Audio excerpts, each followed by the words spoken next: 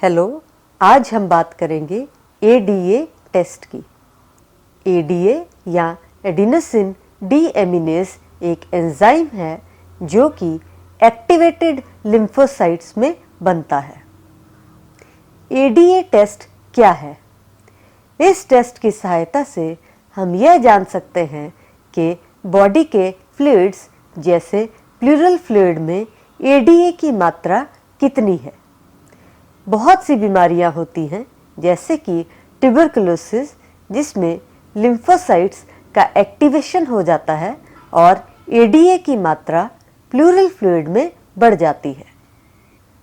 यह टेस्ट कैसे किया जाता है? इस टेस्ट के लिए प्लूरल फ्लूइड की आवश्यकता होती है, जो कि पेशेंट की छाती में एक सुई डालकर लिया जाता है। यह फ्लूइड केवल फिजिशियन निकालते हैं। यदि फ्लूइड की मात्रा बहुत कम हो तो अल्ट्रासाउंड गाइडेड थोरैकोसेंटेसिस भी किया जा सकता है।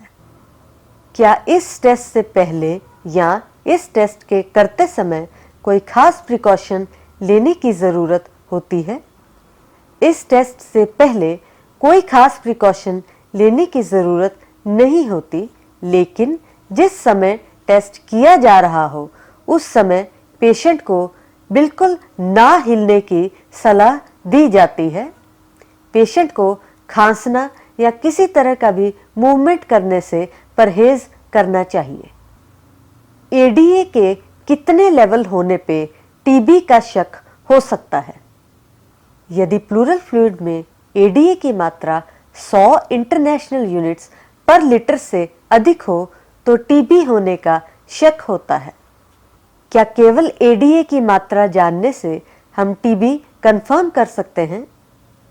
नहीं, आमतौर पे बहुत सारे और टेस्ट जैसे physical examination, radiological examination, smear और कल्चर की आवश्यकता होती है पेशेंट को टीबी कंफर्म करने से पहले।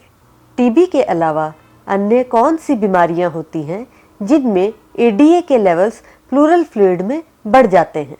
टीबी के अलावा अन्य बीमारियां जैसे लिम्फोमा, ल्यूपस और सार्कोइडोसिस में भी एडीए की मात्रा प्लूरल फ्लूइड में बढ़ जाती है।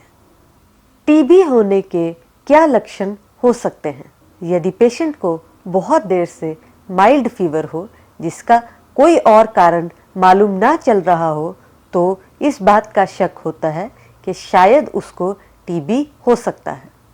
इसके अलावा पेशेंट को बहुत लंबी खांसी होने से जिसमें बलगम आती हो और कभी कभी खून भी आता हो तो भी टीबी होने का शक हो सकता है।